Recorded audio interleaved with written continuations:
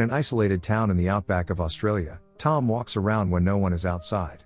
I later stated he does this at night when he can't sleep, but at the start of the movie, the sun is out. Back at home, Tom's mother Catherine asks Tom if he was walking again and says he shouldn't do that. She also says kids shouldn't have to go to school when it is over 40 degrees. Catherine and Tom both complain about how isolated their new location is but are reminded why it was necessary to move there. Tom shows up at the pharmacy where Matthew works asking for money for ice cream. Matthew gives him money. Outside, Tom hands the money to Lily, who isn't wearing a whole lot more than before. They go to a skate park and meet up with Slug, who wears a Metallica t-shirt, and Steve, who is not wearing a shirt but has a large snake tattoo. Lily and Steve go off together. One night Tom can't sleep and he goes on one of his walks. Lily joins him. Matthew can't sleep either, and when he goes outside he sees both children and, as he states later, he considers doing something about it but doesn't. The next day Catherine oversleeps and calls Matthew at work. There shouldn't be any reason for her to be concerned about the kids because surely they went to school. Matthew lies about what he knows and Catherine is reassured until she is informed by the school that the kids never showed up.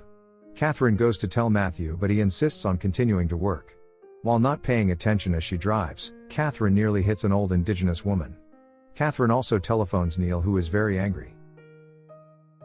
After some time passes, the parents report the missing kids to the police. Ray is the detective who takes the case. Lily is already in the system because she ran away once before. Catherine admits she panicked and it was later determined Lily was just with a friend.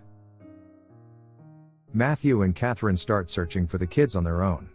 A bigger concern than the heat is the serious dust storm that is coming. The parents are out in the worst of it, still in town, when it becomes impossible to see. After the storm, Ray stops by the house and asks if there is any information that can be used. The parents mention how in Coonabarra, Lily had a sexual relationship with a teacher, Neil, and after Matthew beat up Neil they had to move. Matthew is called back to work for an emergency. Adam is cleaning up the outside of his business after the storm and Ray asks him if he knows anything. Slug and Steve, who is Adam's son, are there too. Adam doesn't appreciate his son being accused of anything. He does, however, intend to join a search party. While looking through Lily's room, Catherine finds a diary with art that offers some clues.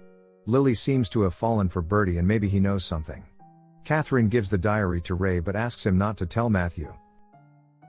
Matthew drives all the way to Coonabarra to confront Neil and upsets the family, including a little girl. Neil's wife says she is calling the police. Ray takes Catherine out to search in an area with more mountains and more plants than other areas that have been shown. There seems to be an attraction between them. Later, Corinne is jealous, suspecting Ray and Catherine are having an affair. Catherine asks Matthew if he might have done something to Lily. Matthew denies doing anything. Matthew finds out about Lily and Bertie and goes to Bertie's place and beats him up. Ray won't do anything because he believes Bertie is not so innocent. Matthew drives to an area not yet searched and finds Tom dehydrated. Catherine rushes to the boy's side in the hospital but Tom can't talk. Later, Matthew brings Tom home even though he's not really doing that much better. Ray questions Tom but doesn't get answers. Catherine becomes desperate and reminds the boy his sister will die. Tom says Lily got in a car but he couldn't remember any details. Catherine eventually goes off the deep end and later starts wandering around the town, obviously mentally unstable. Matthew rescues her and they talk. Catherine believes she had something to do with Lily being how she is, and Matthew admits to not acting when he saw the kids leave. Lily's voice is heard reading her poetry as scenes of mountains are shown.